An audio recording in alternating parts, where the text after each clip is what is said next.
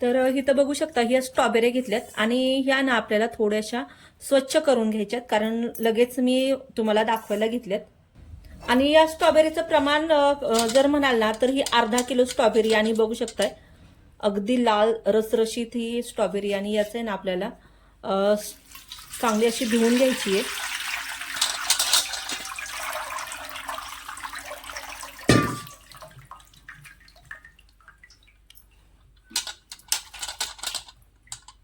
आणि स्ट्रॉबेरी आहेत ना घेतानाच व्यवस्थित बघून घ्यायच्या, अगदी अशा लालबुंद आणि कडक हव्यात. तर हे बघा, कुठलीही स्ट्रॉबेरी आहे ना जास्त अशी पिकलेली नाही पाहिजे. तर हे बघा माझ्याकडे ही आहे, आणि अशी जर आहे ना जास्त, हे बघा अगदी जास्त ही पिकलेली असेल असं जर हे झालेलं असेल ना तर ही स्ट्रॉबेरी नाही घ्यायची, की आपण साईडला ठेवून देऊया. ते बघा स्ट्रॉबेरीवरून आहे ना पाणी किती घाण निघालंय हे. आता हे ना आपल्याला साईडला ठेवायचंय. आता हे ना आपल्याला ही स्ट्रॉबेरी व्यवस्थित अशी कट करून घ्यायची आहे, वरचा पोर्शन काढून घ्यायचा आहे. आणि स्ट्रॉबेरी आहे ना शक्यतो चेक करा आतून. काय होतं ना, आपण म्हणतो आहे व्यवस्थित, पण आतून आहे ना त्याला आळी सुद्धा असते बघा. तर ह्या स्ट्रॉबेऱ्या सगळ्यात चांगल्या आहेत, आणि ह्या स्ट्रॉबेरी आहेत ना माझ्या मिस्टरांनी महाबळेश्वरला गेलेली आता त्यांची ट्रिप, तर तिथून मग ह्या स्ट्रॉबेऱ्या आणल्या.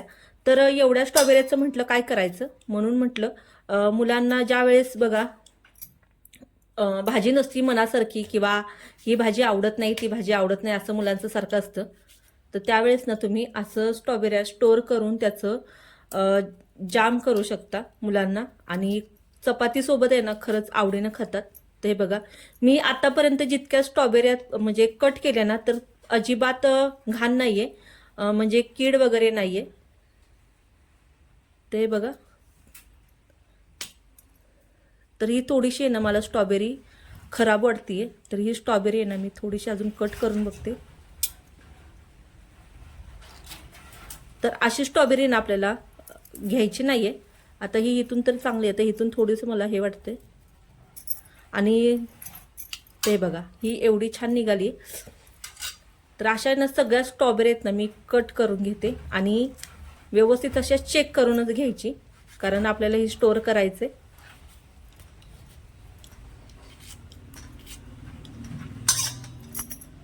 ते बघा ह्या सगळ्या अशा स्ट्रॉबेरी आहेत ना कट करून घेतलेल्या आहेत. आता काय करायचं ते बघूया. आता इथं पॅन ठेवला, या पॅन मध्ये ना आपल्याला ह्या स्ट्रॉबेऱ्या सगळ्या काढून घ्यायच्या. आणि हे ना ह्याचं जाम तर बघा अगदी 6 ते 7 महिने ना फ्रीजमध्ये अगदी व्यवस्थित राहतं. आता यामध्येच ना आपल्याला साखर घालून घ्यायची आहे.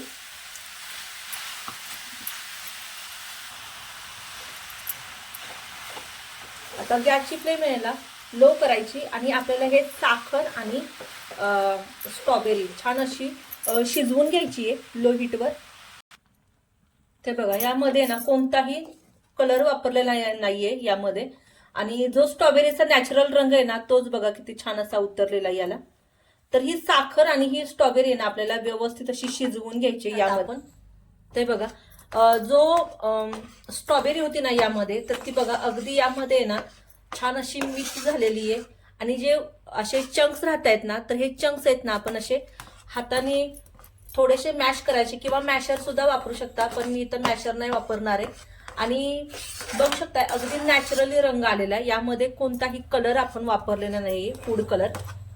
तर अगदी नॅचरली रंग आलेला आहे. आता याला ना आपल्याला जास्त दिवस स्टोअर करण्यासाठी ना यामध्ये आपण जी वस्तू घालणार आहे ना, जो पदार्थ घालणार आहे ना, त्याने ना हा सरबत त्यामुळे ना हा जाम आपल्याला आहे ना अगदी 5 ते 6 महिने आपण फ्रीजमध्ये स्टोअर करू शकतो. तर तुम्ही यामध्ये ना लवंग किंवा दालचिनी सुद्धा घालू शकता. तर मी लवंग आणि दालचिनी घातलेला आहे ना, ॲपल जॅम कसा करायचा तो सुद्धा दाखवलेला आहे. आणि आता आपण जो करतोय ना तर हा स्ट्रॉबेरी करतोय. आता यामध्ये ना इथं हे अर्धा लिंबू घेतलेलं आहे मी, आणि हा आपल्याला लिंबू पिळून घ्यायचा. यामध्ये लिंबू पिळलं ना तर अगदी चटपटीत असा हा जॅम तर लागतोच, पण टिकायला सुद्धा मदत होते लिंबामुळं. तर फक्त अर्धा लिंबू घेतलाय मी, जास्त नाही घेतलेला. आणि हे चांगलं यामध्ये मिक्स करून घ्यायचंय. आता लिंबू घातलंय म्हणून 1 दुसरा मिनिट आपल्याला हा जाम शिजवून घ्यायचा आहे. आणि तसा हा जाम आहे ना जसा जसा थंड होतो ना तसा तसा अगदीच दाटसर होत जातो. आता आपला जाम आहे ना तयार झालाय की नाही तो कसा ओळखायचा, तर जाम आहे ना कसा ओळखायचा, तर हा जाम आहे ना आता गरम आहे, पण जसा जसा तो थंड होतो तसा तसा तो घट्ट होत जातो. तर आहे ना आपल्याला असा हा चमचा घ्यायचा आहे आणि मागची साईड करायची आहे. ते बघा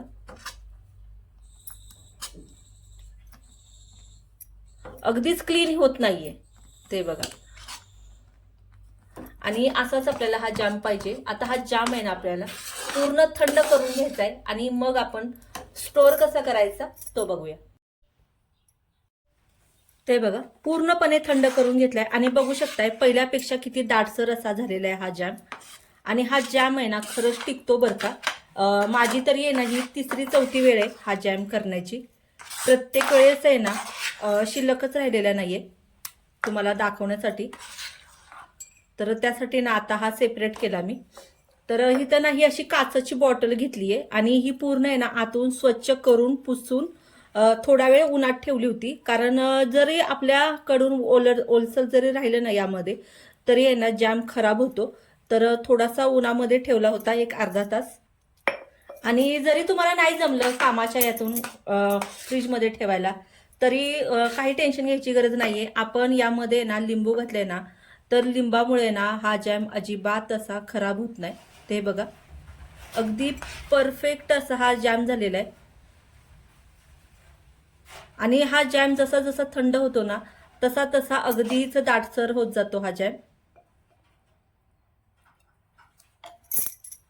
ते बघा अगदी नॅचरली हा जॅम दिसतोय. आणि आपण जसं बाहेरून आणतो की नाही बघा यामध्ये ना आपण कोणताही कलर वापरलेला नाहीये. अगदी नॅचरल कलर आलेला याला.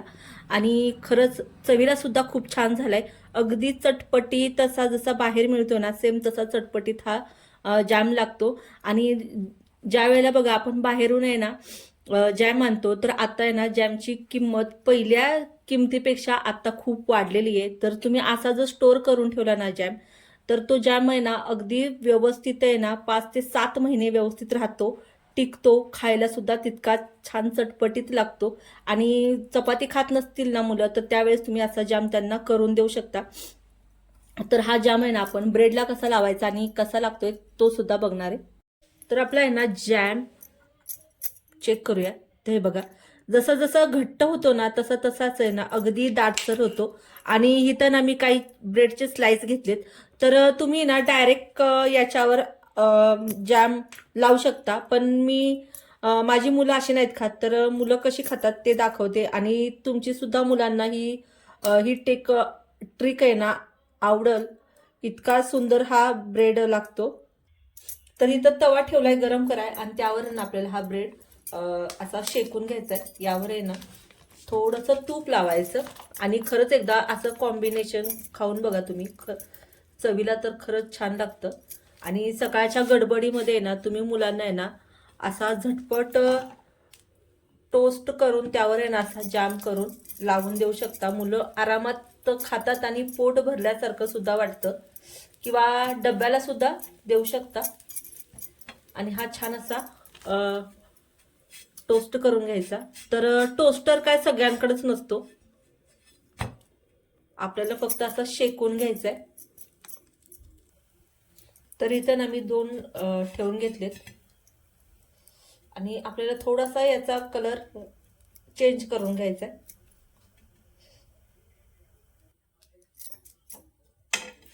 ते बघा ब्रेड आहे ना अगदी व्यवस्थित असा कुरकुरीत झालाय. आणि आता हा दुसरा सुद्धा चांगला असाच भाजून घ्यायचा. तर आपल्या ना मराठी माणसाची बघा सवय असती कोणतीही वस्तू असली ना की आपण उलात न कमी आणि हाताचा जास्त वापर करत असतो. आता हे सुद्धा छान असं भाजलं गेले काढून घेऊया. ते बघा असं कुरकुरीत करून घ्यायचं आणि त्यावर आहे ना हे असं जॅम लावून घ्यायचा. ते बघा जसा बाहेर मिळतो ना अगदी सेम असाच हा जॅम झालेला आहे.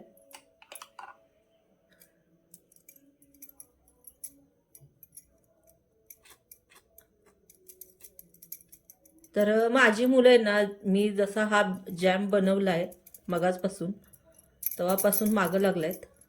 2 ब्रेड त्यांनी त्याच्यासोबत खाल्ले सुद्धा. आणि तुम्ही डायरेक्ट असं सुद्धा मुलांना देऊ शकता किंवा यावर दुसरा असा हा ठेवून सुद्धा देऊ शकता. कसाही द्या, खायला तितकाच यम्मी लागतो. तर आहे ना, अगदी झटपट पद्धतीनं हा जॅम एकदा करून बघा आणि आवडलं तर कमेंट बॉक्समध्ये कळवायला नक्कीच विसरू नका. चॅनलला जर लाईक केलं नसेल तर लाईक करा, सबस्क्राईब करा आणि बाजूला जे बेल आयकॉन असतं ना ते दाबायला नक्कीच विसरू नका. आणि हो, अगदी झटपट पद्धतीने आणि कमी खर्चामध्ये हा जॅम करून तयार होतो. जितके पैसे आपल्याला जॅम विकत घ्यायला लागतात त्यापेक्षा कमी पैशामध्ये हा घरच्या घरी जॅम करून तयार होतो. तर एकदा नक्की करून बघा आणि आवडलं तर कमेंट बॉक्समध्ये नक्की कळवा. चला तर मग भेटूया अशा छान छान रेसिपी सोबत. तोपर्यंत पाहत राहा मेजवानी जेवणाची.